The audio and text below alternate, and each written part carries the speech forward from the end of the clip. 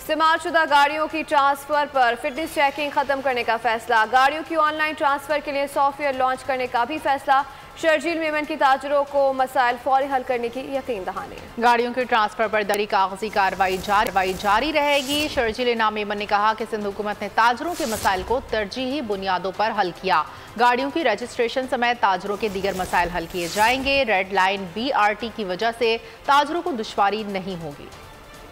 اہم خبر دے رہے ہیں اس وقت آپ کو، استعمال شدہ گاڑیوں کی ٹرانسفر پر فٹنس چیکنگ ختم کرنے کا فیصلہ کیا گیا ہے، گاڑیوں کی آن لائن ٹرانسفر کے لیے سافٹ ویئر لانچ کرنے کا بھی فیصلہ کیا ہے۔ شرجیل میمن کی تاجروں کو مسائل فوری حل کرنے کی یقین دہانی، گاڑیوں کی ٹرانسفر پر دفتری کاغذی کارروائی جاری رہے گی۔ شرجیل انعام میمن کہتے ہیں سندھ حکومت نے تاجروں کے مسائل کو ترجیحی بنیادوں پر حل کیا ہے اور گاڑیوں کی رجسٹریشن سمیت تاجروں کے دیگر مسائل حل کیے جائیں گے۔ مزید تفصیلات جانتے ہیں بول نیوز کے نمائندے وجاہت علی عابدی سے۔ جی وجاہت علی عابدی، شرجیل انعام میمن نے مزید کیا کہا ہے؟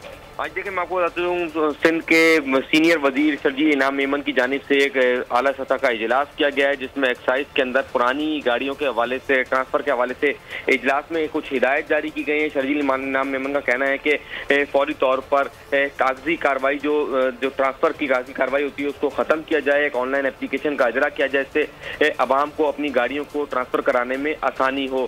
اس کے ساتھ ساتھ شرجیل انعام میمن کا کہنا تھا کہ ریڈ لائن کے حوالے سے جو عوام کو شدید دشواری کا سامنا ہے اس کو بھی فوری طور پر ختم کیا جائے، تمام تر انتظامات مکمل کیے جائیں تاکہ عوام کو فوری طور پر ریلیف فراہم کیا جا سکے۔ جی بہت شکریہ وجاہت۔